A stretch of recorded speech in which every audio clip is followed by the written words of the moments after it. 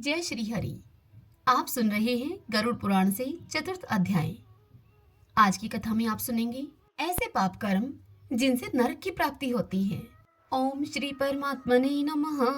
गरुड़ जी ने कहा, हे केशव, किन पापों के कारण पापी मनुष्य यमलोक के महामार्ग में जाते हैं और किन पापों से वे वैतरणी नदी में गिरते हैं और किन पापों के कारण वे नरक में जाते हैं, वह सब मुझे बताइए। तब श्री भगवान गरुड़ जी से बोले कि सदा पाप कर्मों में लगे हुए शुभ कर्म से विमुख प्राणी एक नरक से दूसरे नरक को, एक दुख के बाद दूसरे दुख को और एक भय के बाद दूसरे भय को प्राप्त होते हैं। जो लोग धार्मिक होते हैं वे धर्मराजपुर में 3 दिशाओं में स्थित द्वारों से जाते हैं और पापी पुरुष दक्षिण द्वार के मार्ग से ही वहां पर जाते हैं। इसी महादुखदायी दक्षिण मार्ग में वैतरणी नदी आती है। उसमें जो पापी पुरुष जाते हैं उन्हें मैं तुम्हें बताता हूँ। जो ब्राह्मणों की हत्या करने वाले, सुरापान करने वाले, गौघाती, बाल हत्यारे, स्त्री की हत्या करने वाले, गर्भपात कराने वाले और गुप्त रूप से पाप करने वाले हैं। जो गुरु के धन को हरण करने वाले, देवता अथवा ब्राह्मण के धन को हरण करने वाले, स्त्री द्रव्यहारी हैं, बाल द्रव्यहारी हैं, जो ऋण लेकर उसे न लौटाने वाले हैं, दूसरे की धरोहर का अपहरण करने वाले हैं, विश्वासघात करने वाले हैं, विष अन्न देकर मार डालने वाले हैं, दूसरों के दोष को ग्रहण करने वाले, गुणों की प्रशंसा न करने वाले, गुणवानों के साथ डाह रखने वाले, नीचों के साथ अनुराग रखने वाले, मूढ़, सत्संगति से दूर रहने वाले हैं, जो तीर्थों, सज्जनों, सत्कर्मों, गुरुजनों और देवताओं की निंदा करने वाले हैं, पुराण, वेद, मीमांसा, न्याय और वेदांत को दूषित करने वाले हैं, दुखी व्यक्ति को देखकर प्रसन्न होने वाले, प्रसन्न को दुख देने वाले, दुर्वचन बोलने वाले तथा सदा ही दूषित चित्त वृत्ति वाले हैं, जो हितकर वाक्य और शास्त्रीय वचनों को भी कभी न सुनने वाले, अपने को श्रेष्ठ समझने वाले, घमंडी, मूर्ख होते हुए भी अपने आप को विद्वान समझने वाले हैं। ऐसे तथा अन्य बहुत पापों का अर्जन करने वाले अधर्मी जीव दिन रात रोते हुए यम मार्ग में जाते हैं। यमदूतों के द्वारा पीटे जाते हुए वे पापी वैतरणी की ओर जाते हैं और उसमें गिर जाते हैं। ऐसे उन पापियों के विषय में मैं तुम्हें बताता हूँ, जो माता, पिता, गुरु, आचार्य तथा पूज्य जनों को अपमानित करते हैं, वे मनुष्य वैतरणी में डूबते हैं। जो पुरुष पतिव्रता, सच्चरित्र, उत्तम कुल में उत्पन्न, विनय से युक्त स्त्री को द्वेष के कारण छोड़ देते हैं, वे वैतरणी नदी में पड़ते हैं। जो हजारों गुणों के होने पर भी सत्पुरुषों में दोष का ही आरोपण करते हैं और उनकी अवहेलना करते हैं, ऐसे मनुष्य वैतरणी में पड़ते हैं। वचन देकर के जो ब्राह्मण को यथार्थ रूप से दान नहीं देता है और घर बुलाकर इस प्रकार से कहता है कि नहीं है, वे दोनों सदा वैतरणी नदी में वास करते हैं। स्वयं दी हुई वस्तु का जो अपहरण कर लेता है, दान देकर पश्चाताप करता है, और जो दूसरों की आजीविका का हरण करता है, दान देने से रोकता है, यज्ञ का विध्वंस करता है, क्षेत्र की सीमा का हरण कर लेता है, और जो गोचर भूमि को जोतता है वह वैतरणी में पड़ता है।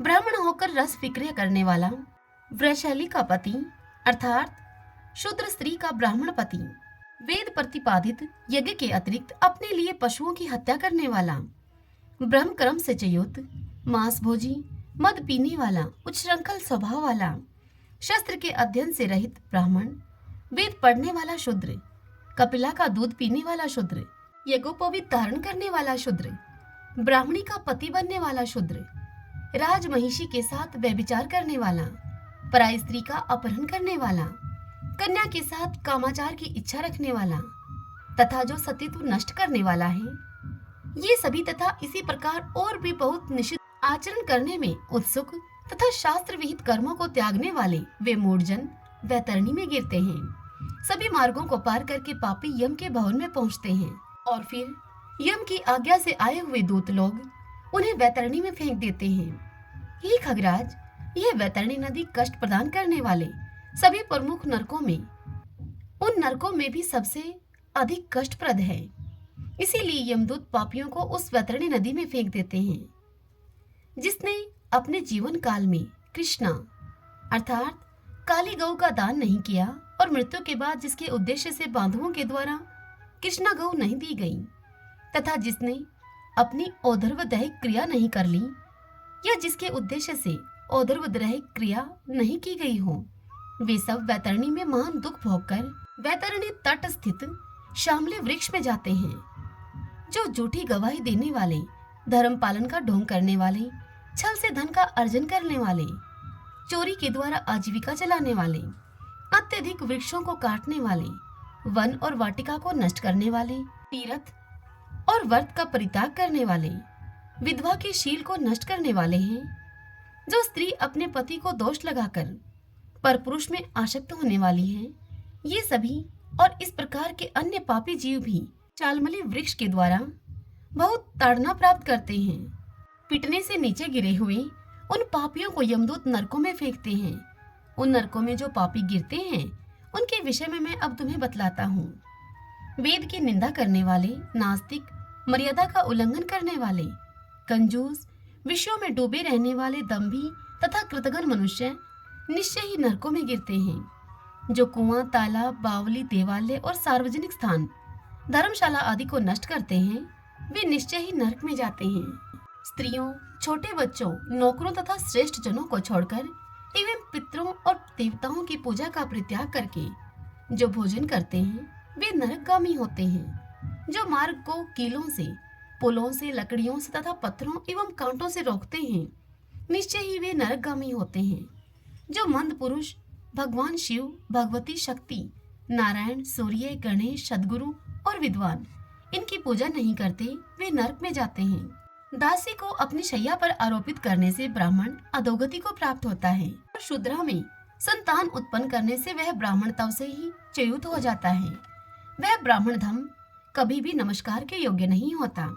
जो मूर्ख ऐसे ब्राह्मण की पूजा करते हैं, वे नरकगामी होते हैं। दूसरों के कलह से प्रसन्न होने वाले जो मनुष्य ब्राह्मणों के कलह तथा गौओं की लड़ाई को नहीं रुकवाते, प्रत्युत ऐसा देखकर वह प्रसन्न होते हैं अथवा उसका समर्थन करते हैं, उस लड़ाई को बढ़ावा देते हैं, वे अवश्य ही नरक में जाते हैं, जिसका कोई दूसरा शरण नहीं है। ऐसे पति प्रायणा स्त्री के ऋतुकाल की द्वेषवश उपेक्षा करने वाले निश्चित ही नरकगामी होते हैं। जो कामांध पुरुष रजस्वला स्त्री से गमन करते हैं अथवा पर्व के दिनों अर्थात अमावस्या, पूर्णिमा आदि इन दिनों में जल में, दिन में और श्राद्ध के दिन कामुक होकर स्त्री का संग करते हैं, वे नरकगामी होते हैं। जो अपने शरीर के मल को आग, जल, उपवन, मार्ग अथवा गौशाला में फेंकते हैं, वे निश्चित ही नरक में जाते हैं। जो हथियार बनाने वाले, बाण और धनुष का निर्माण करने वाले तथा इनका विक्रय करने वाले हैं, वे नरकगामी होते हैं। चमड़ा बेचने वाले वैश्य, केश अर्थात योनि का विक्रय करने वाली स्त्रियां तथा विष का विक्रय करने वाले, ये सभी नरक में जाते हैं। जो अनाथ के ऊपर कृपा नहीं करते हैं, सत्पुरुषों से द्वेष करते हैं और निरपराध को दंड देते हैं, वे नरकगामी होते हैं। आशा लगाकर घर पर आए हुए ब्राह्मणों और याचकों को पाक संपन्न अर्थात भोजन के बने रहने पर भी जो भोजन नहीं कराते, ऐसे मनुष्य निश्चय ही नरक प्राप्त करने वाले होते हैं। जो सभी प्राणियों में विश्वास नहीं करते और उन पर दया नहीं करते तथा जो सभी प्राणियों के प्रति कुटिलता का व्यवहार करते हैं, वे निश्चय ही नरकगामी होते हैं। जो अजितेंद्रिय पुरुष नियमों को स्वीकार करके बाद में उन्हें त्याग देते हैं, वे नरकगामी होते हैं। जो अध्यात्म विद्या प्रदान करने वाले गुरु को नहीं मानते और जो पुराण वक्ता को नहीं मानते, वे नरक में जाते हैं। जो व्यक्ति मित्र से द्रोह करते हैं, जो व्यक्तियों की आपसी प्रीति का भेदन करते हैं तथा जो दूसरे की आशा को नष्ट करते हैं, वे निश्चय ही नरक में जाते हैं। विवाह को भंग करने वाला, देव यात्रा में विघ्न करने वाला तथा तीर्थ यात्रियों को लूटने वाला घोर नरक में वास करता है और वहां से उसका पुनरावर्तन भी नहीं होता। जो महापापी घर, गांव तथा जंगल में आग लगाता है, यमदूत उसे ले जाकर अग्नि कुंडों में पकाते हैं। इस अग्नि से जले हुए अंग वाला वह पापी जब छाया की याचना करता है, तो यमदूत उसे असीपत्र नामक वन में लेकर जाते हैं, जहां पर तलवार के समान तीक्ष्ण पत्तों से उसके अंग जब कट जाते हैं, तब यमदूत उससे कहते हैं कि रे पापी, शीतल छाया में सुख की नींद सो। जब वह प्यास से व्याकुल होकर जल पीने की इच्छा से पानी मांगता है यमदूतों से, तो दूतों के द्वारा उसे खोलता हुआ तेल पीने के लिए दिया जाता है और कहते हैं वे कि पानी पियो और अन्न खाओ। इस प्रकार से उन जीवों को यमदूतों के द्वारा कहा जाता है। उस अति उष्ण तेल के पीते ही उन जीवों की आंतें जल जाती हैं और वे गिर पड़ते हैं। किसी प्रकार वह पुनः उठकर अत्यंत दीन की भांति प्रलाप करते हैं।